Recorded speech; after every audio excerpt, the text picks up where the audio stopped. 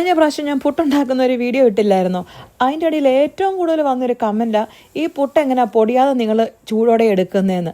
അന്നോട്ട് ഞാൻ വിചാരിച്ചു ഇനി പുട്ടുണ്ടാക്കുമ്പോൾ ഒന്നുകൂടെ വീഡിയോ എടുത്തിട്ട് നിങ്ങളെയൊക്കെ ഒന്ന് കാണിക്കണം, നിങ്ങളുടെ സംശയം അങ്ങ് മാറ്റിത്തരണമെന്ന്. പക്ഷേ അതിനേക്കാളും ഭയങ്കരം കുറേ ആൾക്കാർ വന്ന് കമൻറ്റ് ചെയ്തു, ഈ പ്ലാസ്റ്റിക്കും കൊണ്ടൊക്കെയാണോ നിങ്ങൾ പുട്ടുണ്ടാക്കുന്നത്? ഇന്നത്തെ കാലത്ത് നിങ്ങൾ ഇങ്ങനെയൊക്കെയാണോ ജീവിക്കുന്നത്? പ്ലാസ്റ്റിക് ക്യാൻസർ ഉണ്ടാക്കും, അതുണ്ടാക്കും, ഇതുണ്ടാക്കുന്നു. പക്ഷേ കുറേ ആൾക്കാർ എന്നെ സപ്പോർട്ട് ചെയ്തു കേട്ടോ. ഞാൻ ഈ പ്ലാസ്റ്റിക്കിൻ്റെ കപ്പ് പുട്ടൊന്ന് മോൾഡ് ചെയ്യാൻ വേണ്ടി, അതിൻ്റെ ഒരു ഷേപ്പ് കിട്ടാൻ വേണ്ടിയിട്ട് മാത്രമേ യൂസ് ചെയ്യുന്നുള്ളൂ. അത് തന്നെയല്ല, പുട്ടുപൊടി നമ്മൾ തണുത്ത വെള്ളത്തിലല്ലേ കുഴയ്ക്കുന്നത്. പിന്നെ എന്ത് കണ്ടാലും ക്രിട്ടിസൈസ് ചെയ്യുന്ന ആൾക്കാരോടൊന്നും പറഞ്ഞിട്ട് കാര്യമില്ല കേട്ടോ. പക്ഷേ ഈ പറയുന്ന ആൾക്കാരോടൊക്കെ എനിക്ക് ഒരു ചോദ്യമേ ഉള്ളൂ, നിങ്ങളൊക്കെ പുട്ടിൻ്റെ പൊടി വാഴയിലെ പൊതിഞ്ഞാണോ കടയിൽ നിന്ന് വാങ്ങിക്കുന്നത്? അല്ല, എനിക്ക് അറിയാൻ മേലാഞ്ഞിട്ട് ചോദിക്കുക, അത് പ്ലാസ്റ്റിക് തന്നെയല്ലേ?